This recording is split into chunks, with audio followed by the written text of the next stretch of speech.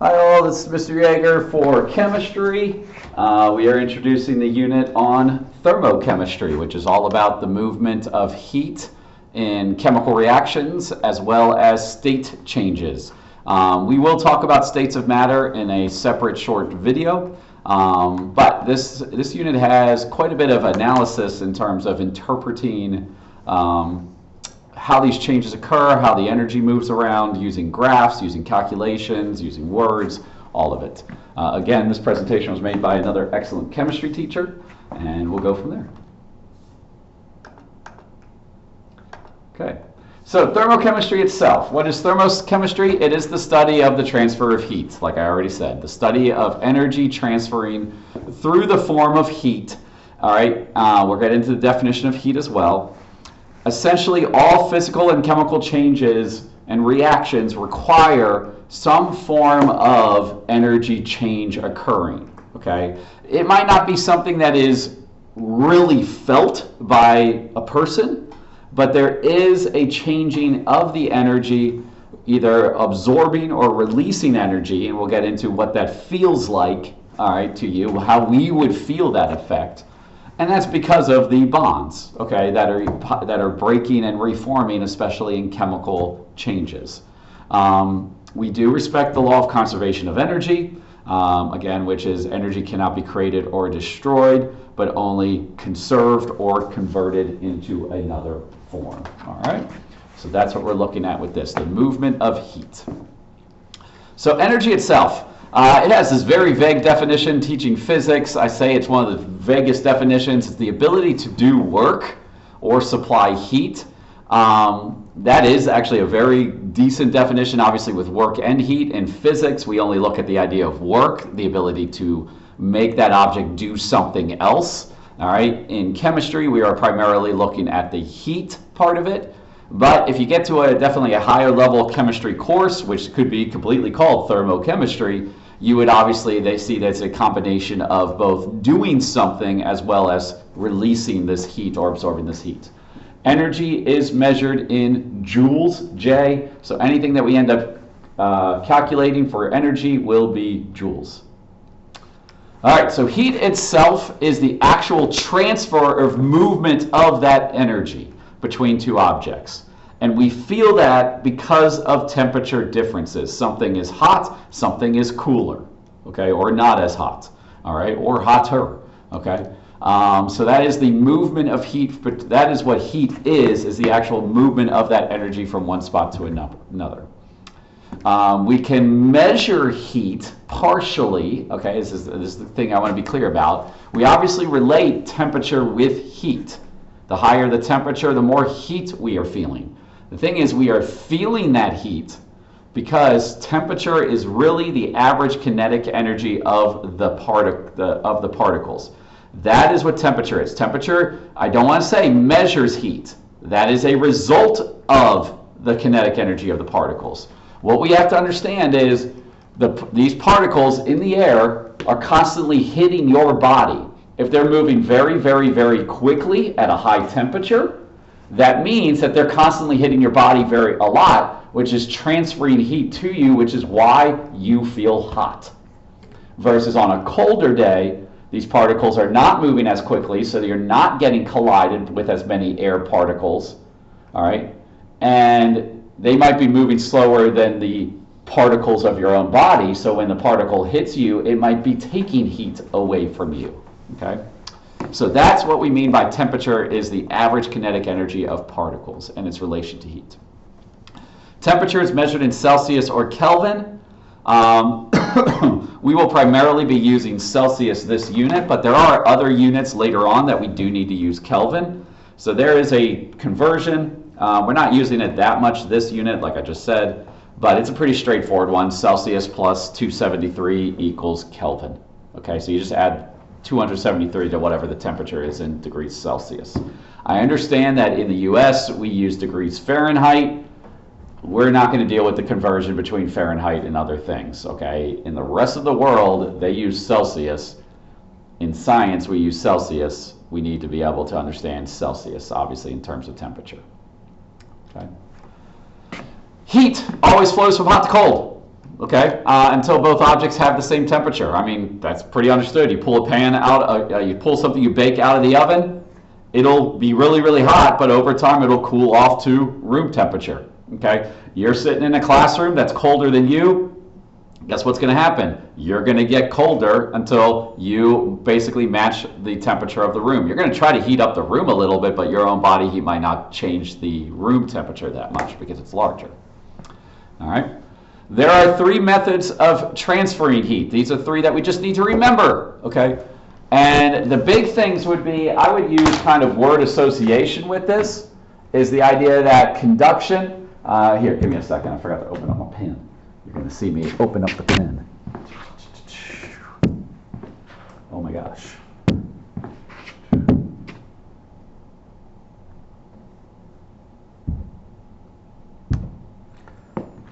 I like to use word association with heat transfer, okay? Because that'll make it easy for you to kind of make sure you're not confusing each of the different words, each of the different definitions, okay? So, with conduction, conduction is transferred by touch, okay? Like it says, direct contact, but it's easier to remember the word touch, okay? If you touch that hot pan, you are being burned because it's transferring energy through conduction, okay? That's what we're looking for.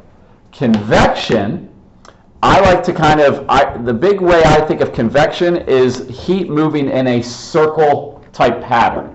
Now, it's not necessarily a perfect circle, but it's the idea that we move the energy. Basically, this is the whole idea of heat rises and cold air falls. So we get this kind of cyclical movement of heat. Okay, so hot air rises and then cold air falls. All right, so usually you have cooler air near the ground and you have hotter air near the ceiling. Okay. This is why a lot of times houses have heat vents on the ground so that heat raises up, okay? But then as it reaches the ceiling, it should cool and come back down and then keep going around and around. Obviously, the whole idea of a ceiling fan is to help circulate that air. So convection, think of circulation. It's the same thing that happens in ocean currents, okay? The movement of hot to cold water, all right? From basically deep down to up and kind of going around and around and around with it as it and helps move those currents all around the entire world. Radiation is transfer over a distance. Sorry, I don't have just one word for radiation, but it's transfer of heat over a distance. So that's why we feel the heat from the sun. It has to travel through radiation all the way to the earth to heat the earth. So conduction is touch. Convection is circle or circulation, and radiation is over a distance. We then get into insulators and conductors. Insulators and conductors. Basically, again, we just need to understand the difference between the two. An insulator is something that does not transfer heat and energy well. They do it poorly. All right. We will have to connect this. Insulators have what's called a high specific heat value. We're going to introduce specific heat in this video as well. All right. They do not transfer heat well, okay? But what they do is that means they don't change temperature very quickly. That's what you're talking about, okay? They don't heat up or cool off quickly.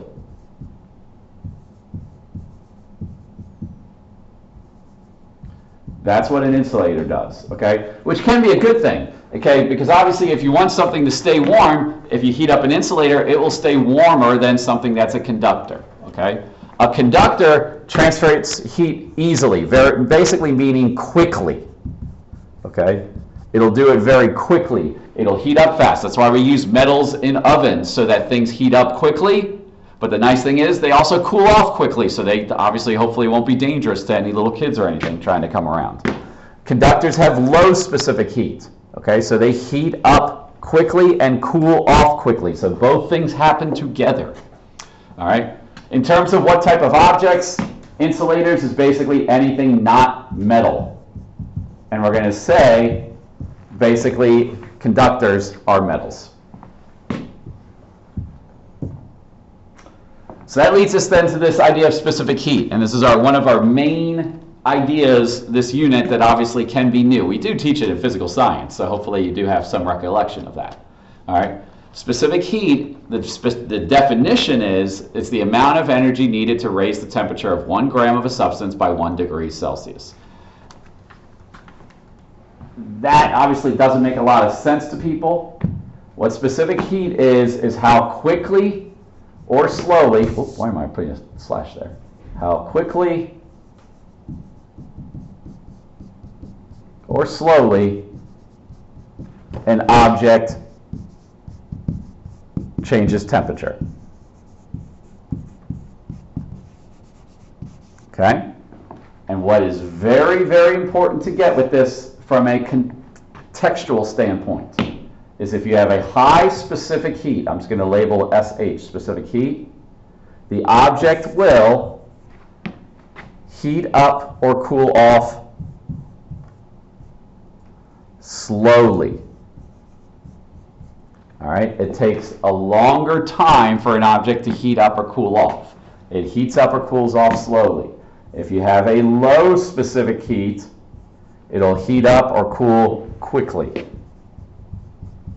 So an example I always give with this is on a hot day, you get into a car.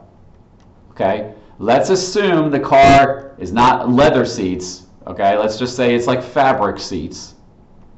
What is the hottest thing in that car if it's been sitting out in the sun? And most students, almost all, recognize pretty quickly the seatbelt in terms of the buckle, the metal. Anything metal in the car is extremely hot. All right? That's because those metals have low specific heats and heat up quickly. Okay? The fabric and everything else, the plastics, all that, they're definitely going to be hot as well, but they're going to be something that at least you can touch or sit and not be like, oh my gosh, ow, okay? Versus touching that belt buckle, you'll be like, whoo, that's pretty hot. Let me make sure I touch the plastic part of the buckle, which I can manage and buckle myself in, all right? At the same time, when things cool off, that buckle is going to cool off a whole lot faster than the seats will. So the seats might stay a little bit warm as things cool off, all right, while everything else cools off, especially when you get that air conditioning on. All right. So we do have an equation with it, and we're going to do a couple problems with this. Specific heat has this specific equation. All right. MC delta T. Q is our symbol for energy, but the unit for energy is joules. M will be in mass, and it will be in grams. All right. If you're in our classes, you will see that you might have a couple of problems in kilograms. You need to convert that. C is the symbol for specific heat. I like to say that C stands for constant. That's because specific heat is a constant for that substance. It does have these crazy units. Just be aware, you're going to have to write these down if you do solve for specific heat. But if you forget, go back to a prior problem and just look for them. They have all the units in them, joules over grams degrees Celsius. And then we have change in temperature. This is called delta T. Delta always means to change, and that's always final minus initial. Again, we will focus primarily on degrees Celsius. We won't be running into Kelvin, but if you do another chemistry course sometime, it's very possible you'll see Kelvin as well. Okay? All right. I guess I'll hammer this real quick, and then we'll do some practice problems. One more term. Yep, one more term here is what type of heat reactions we have. These are terms that we use to describe what the heat is doing in a reaction or phase change. We call it endothermic and exothermic. Endothermic means energy is being absorbed. Okay? A lot of times we say endo means inside. Okay? The heat is being pulled inside the chemical, all right? And that means the energy is being absorbed, which means the energy of this object is going up, and why we make the energy change value positive, because the object is gaining energy. If it's absorbing it, it is gaining it, but it is going inside of it, which we're going to see something weird with that. Exothermic. This one's usually easier to recognize because you think of exit, the reaction in which the energy is released. So energy is exiting, which means the object is losing energy and therefore has a negative energy value. So that Q that you get will be negative or positive. We can have a negative or positive Q value. All right? How do we experience this? What would you end up feeling about that object? If it is endothermic, the container, the object itself starts feeling cold. Now, people always get confused by that because they're like, but they're grabbing the heat. They're grabbing the heat, but they're pulling it from you. It is taking the heat away from you.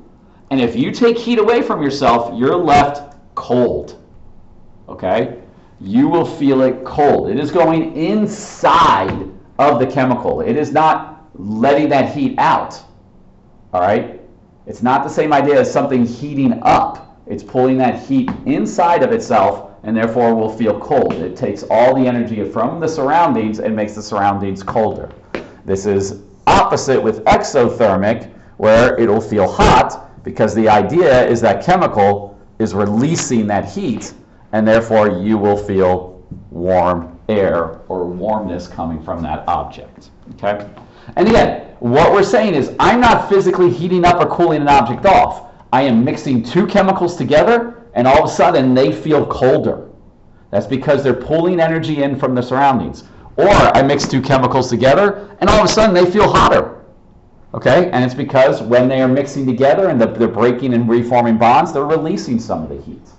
So that's what we're talking about with it. Okay? So let's try a couple specific heat problems with this. All right.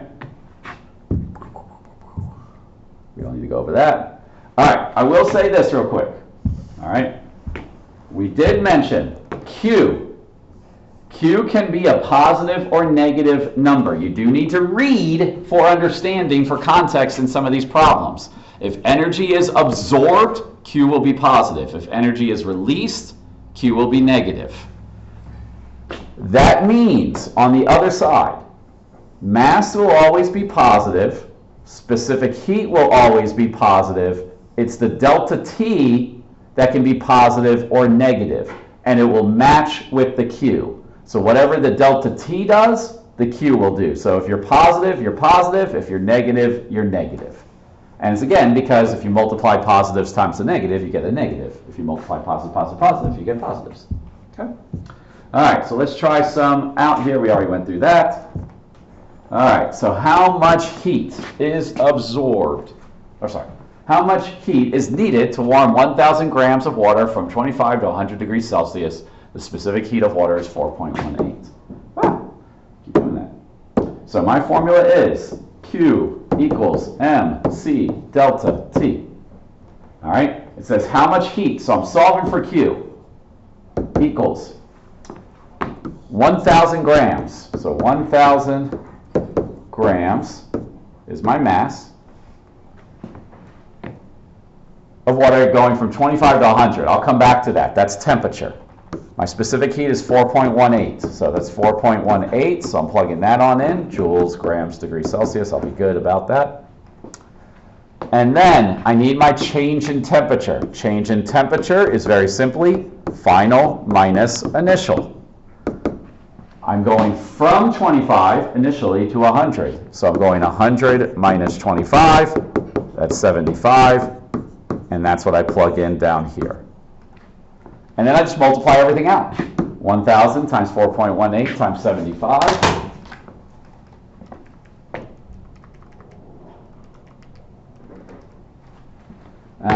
Sig figs.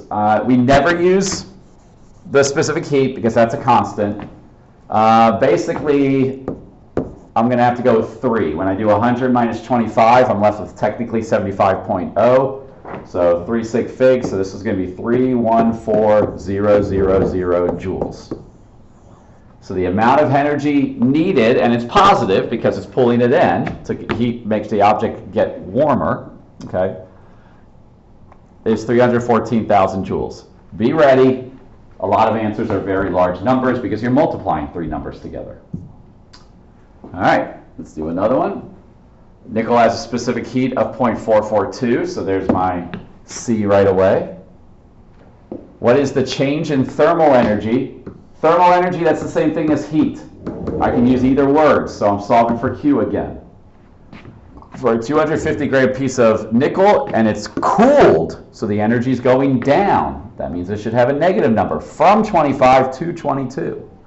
So I have Q equals mass 250 times 0.442 is the specific heat, MC delta T. And my delta T would be 22 is my final temperature minus 25. It goes from 25 initially to 22, so my change in temperature is negative 3.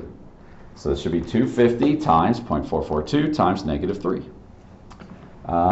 2 sig figs, so Q will equal negative 330 joules. All right, that's the gist of it, okay? We're going to do one more where we rearrange for something else because it's all the same. But just make sure that you're doing delta T correctly, and then you just plug everything in according to what it is. That's it, that's it, that's it. All right, let's see. That's another heating absorbed. Let's skip that one. What's the mass? Okay, so this one right here. And you'll see, this is what you do if you want to solve for anything that's not heat. So if you're trying to solve for mass, specific heat, or temperature, this is how you can arrange your problem, okay? So it says we have the specific heat, C. We have the energy, okay? It requires 400 joules of heat. Joules is energy, so I have the Q. And it doesn't, this is nice. It says it raises the temperature by 2 degrees. So that's my delta T. I don't need to do final minus initial. So I have Q equals MC delta T. So I have 400 equals, I'm solving for mass, times 0.080 times 2. Now, I don't like this problem so much because this is going to be 1 sig fig, but we'll go ahead and kind of keep all the digits until the end. So what should I do here? Definitely combine the two terms you have on the right-hand side. So 0.08 times 2, I get 0.16 m equals 400. Then all I have to do is divide by 0.16. So combine for any problem, like you're going to be given 3 out of 4. If you're given MC delta T, you can just multiply them. But if you're given Q and 2 of the things over here, combine those and then divide it over to the other side. So 400 divided by 0.16. All right, technically I have to do 1 sig fig because that's 1 sig fig. This is kind of a silly problem. The answer comes out to 2,500, but technically I have to round that then to 3,000. All right, but that's it, and that's what you're going to get some good practice on. Don't make this more than it is. A lot of you have probably already done stoichiometry, which is a whole lot more complicated than this. Just plug in the numbers where they need to be, recognize what you have, that's probably the hardest part, and solve and go from there. All right, very good.